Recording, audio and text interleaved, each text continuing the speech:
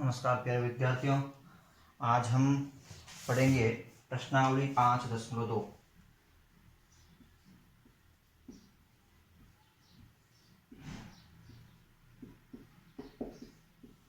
कल हमने पढ़ा था प्रश्न क्रमांक पहला, दूसरा, तीसरा, चौथा, पांचवा, छठा। आज हम पढ़ेंगे प्रश्न क्रमांक 7। सातवां प्रश्न क्या है? समांतर श्रेणी दे रखी है, एपी दे रखी है आपकी क्या 10, 7, 4।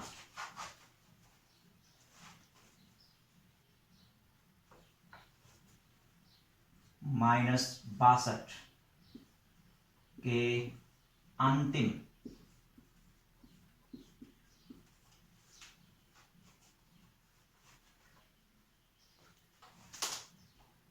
पद से 11वां पद।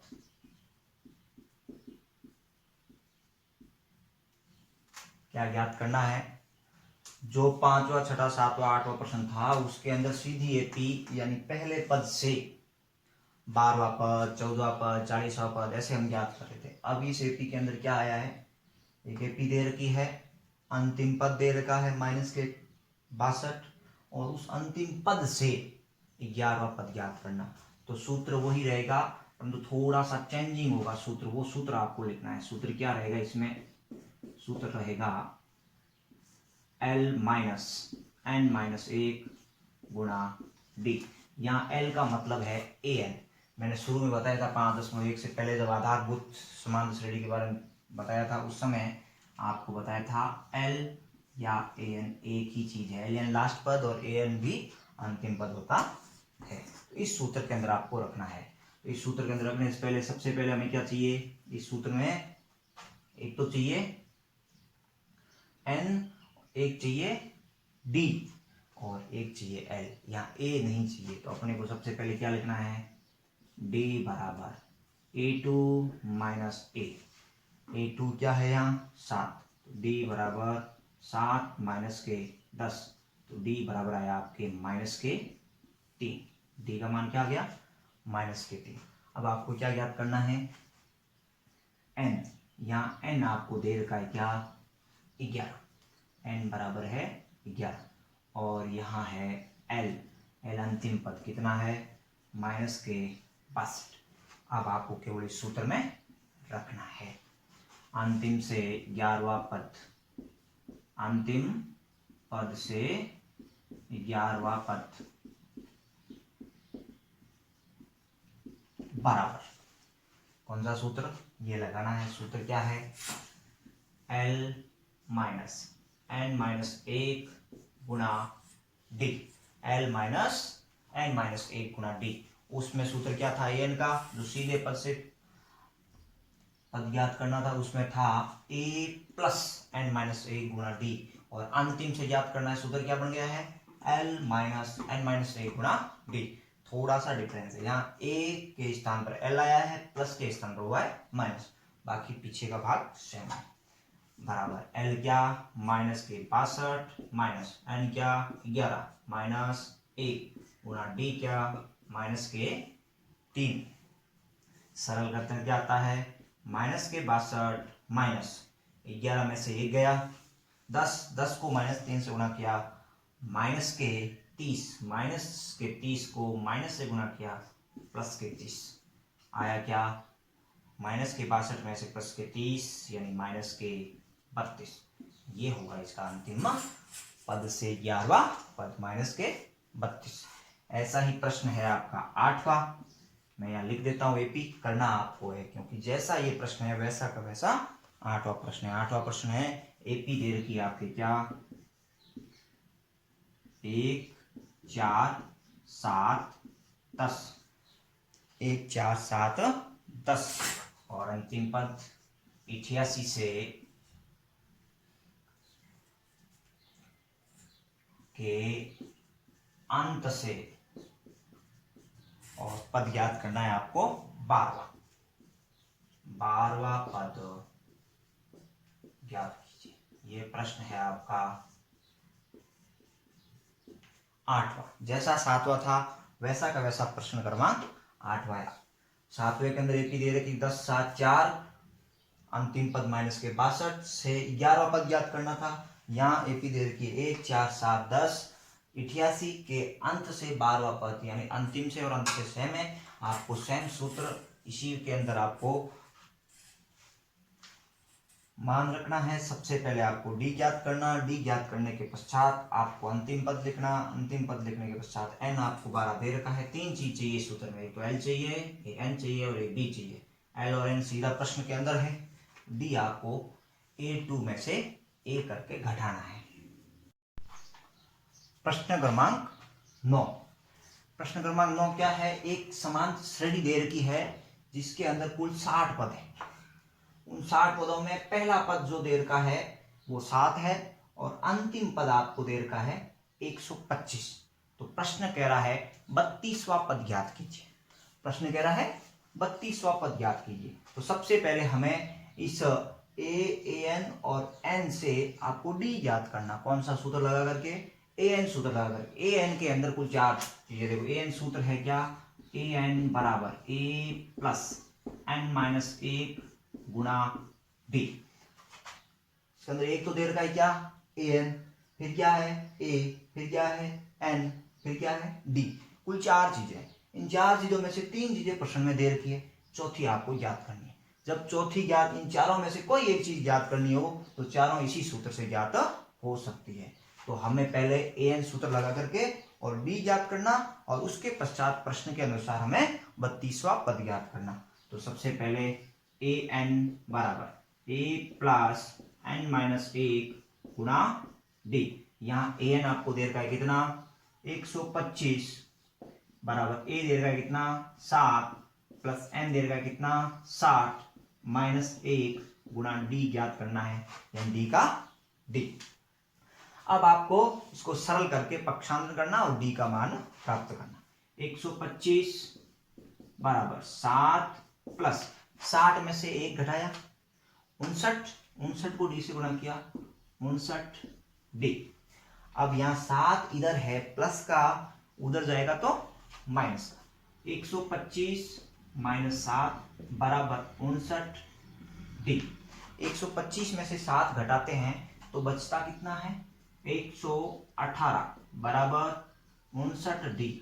अब डी बराबर 118 भाग 59, इधर गुणा में उधर जाएगा तो भाग में 59 आया क्या? डी बराबर 118 59 का भाग 2 बार। डी का मान आ गया आपके 2। डी का मान क्या आ गया? 2। अब डी का मान प्राप्त हो गया, हमें ए प्राप्त हो गया, हमें एन आपके प्रश्न में दे रखा है। एन क्या है? एन बराबर 32। अब आपको वापस पुनः ए एन सूत्र लगाना। पुनः ए एन बराबर ए प्लस एन माइनस 1 गुणा डी।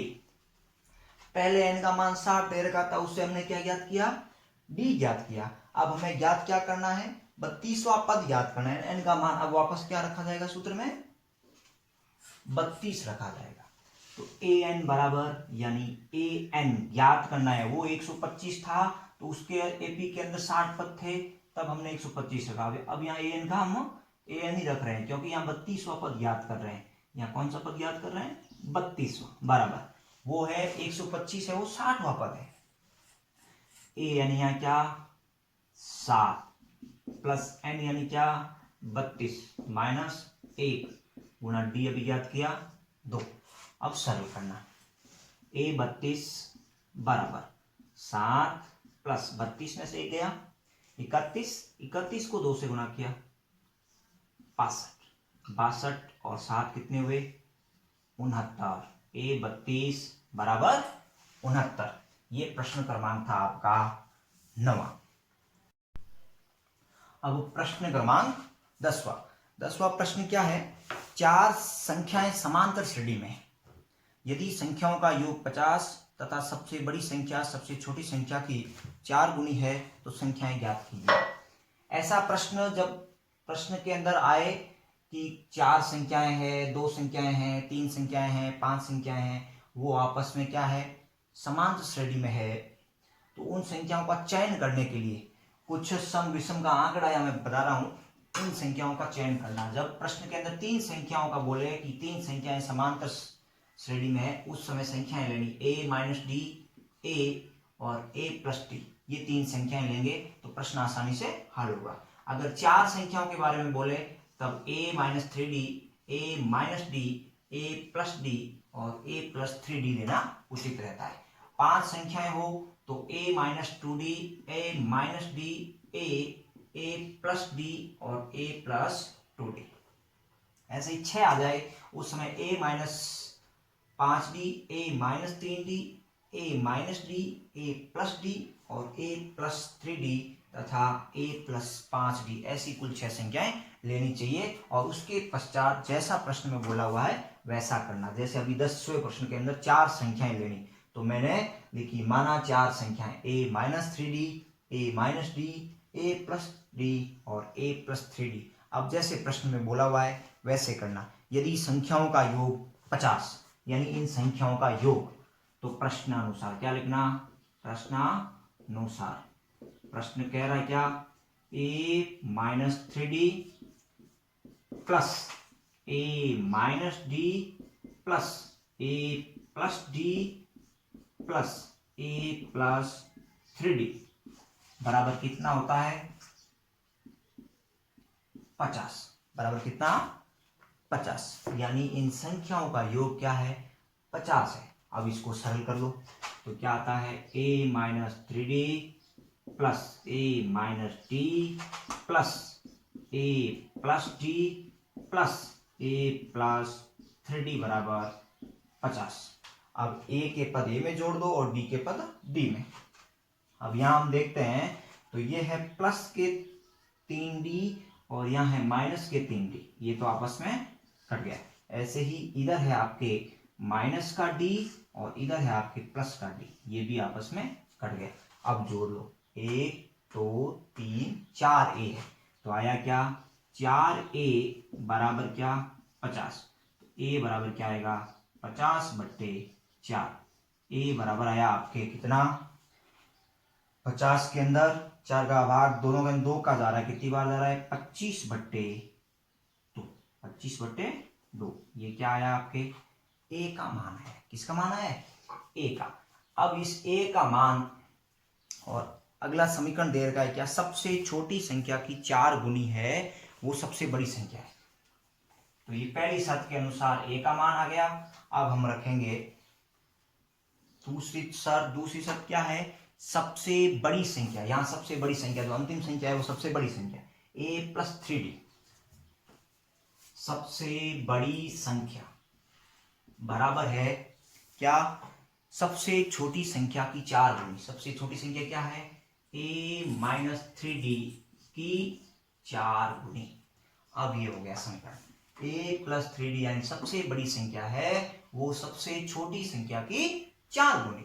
अब इसको सरल करना, a प्लस 3d बराबर 4 को a से गुणा किया 4a, 4 को माइनस 3d से गुणा किया माइनस के 12d। अब 4a और 3d, इधर 4a है उसको पक्षांतर करके उस पक्ष में भेजते हैं और इधर 3d है इस पक्ष में है उस पक्ष में भेजते हैं, तो आपस में चिन्ह चेंज। a ये 4a इधर प्लस का है, उधर आएगा क्या हो जाएगा, माइनस का 4a बराबर माइनस के 12d। ये 3d इधर प्लस का है, इधर आया क्या हो गया, माइनस का 3d। a माइनस के 4a यानी माइनस के 3a बराबर 12d और 3d जुड़ा कितना हुआ, 15d। इसका माइनस, ये हो गया आपके a बराबर माइनस के 15d बट्टे माइनस के 3, माइनस माइनस तो कट गया। a बराबर आया 15/3 गुणा d। अब यहां आपके पास a का मान पड़ा है, a का मान हम यहां इसको समीकरण 1 मान लें तो a का मान यहां रखिए। देखो a का मान आया क्या, 25/2 बराबर 15/3 गुणा d। a का मान रख दिया 25/2। अब ये डी के इधर गुणा में है 15/3, उधर जाएगा तो भाग में। आया क्या, डी बराबर 25/2 भाग 15/3। अभी यहाँ ये भाग में है, भाग को गुणा में करेंगे तो ये संख्या उलट जाएगी, व्युत्क्रम हो जाएगा। तो आएगा क्या, डी का मान, डी बराबर 25/2 गुणा 3/15। 25/2 गुणा 3/15। अब 5 का भाग जा रहा है, 5 का भाग गया 3 बार, 5 का भाग गया 5 बार, 3 से 3 कट गया। डी का मान क्या आया, 5/2। डी बराबर 5/2। ये आ गया हमारा डी। डी आ गया, ये आ गया ए। डी और ए का मान वापस इन संख्याओं के अंदर हम रखेंगे तो वो चारों संख्याएं ज्ञात हो जाएगी। मैं यहां से मिटा करके ये लिख रहा हूं।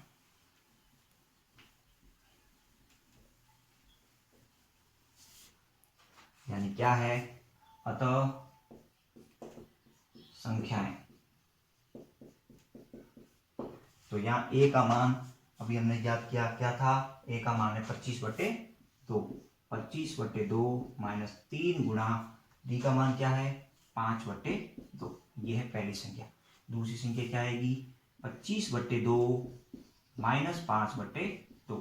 तीसरी संख्या क्या आएगी, 25/2 प्लस 5/2। और चौथी संख्या क्या आएगी, 25/2 प्लस 3 गुणा 5/2। इसको सरल करते हैं, आता है क्या है, 25/2 माइनस 3 पंजे 15/2। इसको सरल करते हैं क्या आता है, 25/2 माइनस 5/2 और इधर 25/2 प्लस 5/2 और इधर है 25/2 प्लस 15/2। अब यहाँ देखो सरल करते हैं, सबका हार समान है, सबका हार समान है, समान है और समान है। सीधा अंशों का जोड़ना घटाना। 25 में से 15 गए 10/2, 25 में से 5 गए 15/2, 25 और 5 जुड़े 30/2, 25 और 15 जुड़े 40/2। ये आया आपके 5, ये आया आपके 25 में से 5 गया, यहाँ है आपके 20, सॉरी 20 के अंदर 2 का भाग गया, क्या आया 10, 30 के अंदर 2 का भाग गया 15, 40 के अंदर 2 का भाग गया 20। इस प्रकार की लिपि प्राप्त होगी। ये प्रश्न था आपका 10वां। इस प्रकार प्रश्नावली 5.2 पूरी हुई। आप लोगों को इस वीडियो को शेयर करना है अधिक से अधिक और अपने चैनल को सब्सक्राइब करना है और बेल आइकन को जरूर दबाना, ताकि अगला वीडियो जो मैं अपलोड करूंगा वो आपको नोटिफिकेशन के रूप में जरूर प्राप्त होगा। धन्यवाद।